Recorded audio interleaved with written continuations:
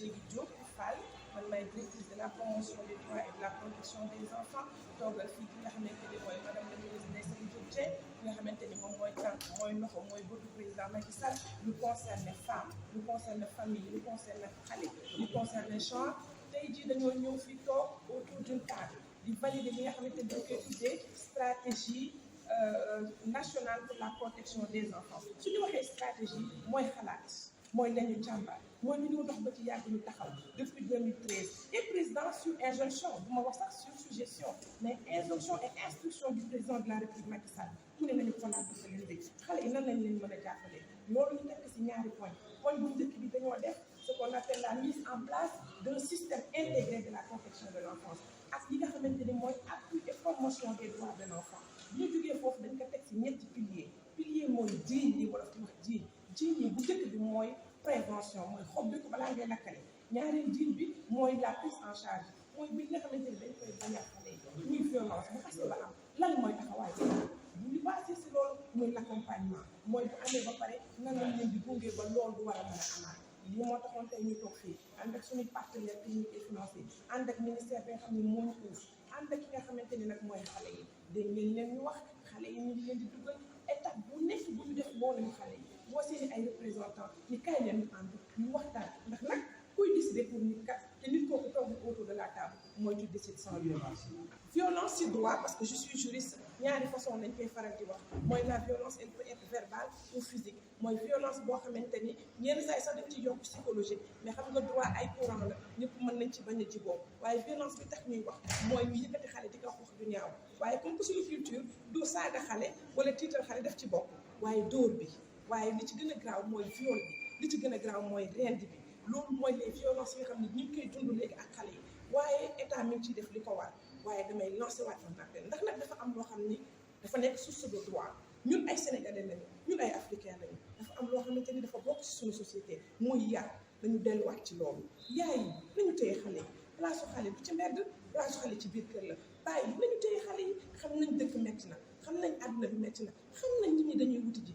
waaye kuy wuti ku ne bàyyi xel ci tax ngay wuti parce que boo demee bay wuti ba sàggan ba kooku ñu rey ko kon dara dootu ko jar nañu xoolaat xale yi nañu bàyyiwaat xel xale yi ñu xam ni état li ko war da koy def parce que mission régalienne la parce que président Macky Sall looloo ko ñor parce que président Macky Sall ku bëgg lu mën a gën a mën a avancer Sénégal doo ko nga gën a mën a bëgg ndax moom mi nga xamante ni dañ ko fal ba pare te pour la postérité la violence yi ñu gis métti na ña ngay rey xale yi. Stratégie nationale de la protection de l'enfant a pour objectif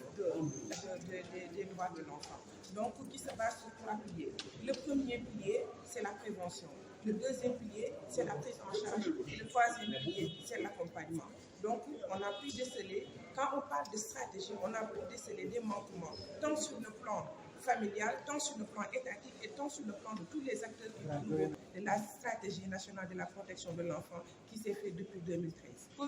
Et d'habitude, la violence en tant que juriste, je peux la définir sur 2 points. La violence, elle peut être d'abord physique ou psychologique. La violence physique, psychologique et même verbale. Les femmes, autant que les enfants, en sont victimes. Cependant, ce qui nous intéresse beaucoup plus, comme je vous l'ai dit, c'est la prévention et la prise en charge. Les enfants sont victimes de violences. D'abord, verbal, c'est tous les jours parce que cela va avec notre culture, mais surtout physique. Et ce que nous déplorons jusqu'à la dernière limite, on voit des enfants qui sont violentés, ensuite violés et en plus tués. Nous lançons un appel. Au-delà d'être l'État qui a comme une mission régalienne de gérer ce qu'on appelle la sécurité des citoyens, des biens et services. Et je ne parle même pas des citoyens, mais surtout des enfants qui sont l'avenir de ce pays. Mais je dis bien la famille, qui se trouve être le socle premier de toute une société. Je lance mon appel aux femmes, je lance mon appel aux parents, aux hommes, de garder les enfants à la maison. La place de l'enfant, ce n'est pas la rue. L'État peut faire des stratégies, l'État peut dégager une politique. Bien sûr, Monsieur le Président Macky Sall, son Excellence, a dégagé une politique de protection des enfants. Madame le ministre Ndèye Saly Diop Dieng est la main ouvrière ou le bras ouvrier de son Excellence. Mais cependant, on ne peut pas avoir chaque gendarme ou chaque policier derrière un enfant ou bien une petite, un adolescent. Il faut vraiment que le rôle premier de la famille soit joué. Il faut que l'on revienne aux valeurs fondamentales de notre société qui se trouve être la protection des enfants.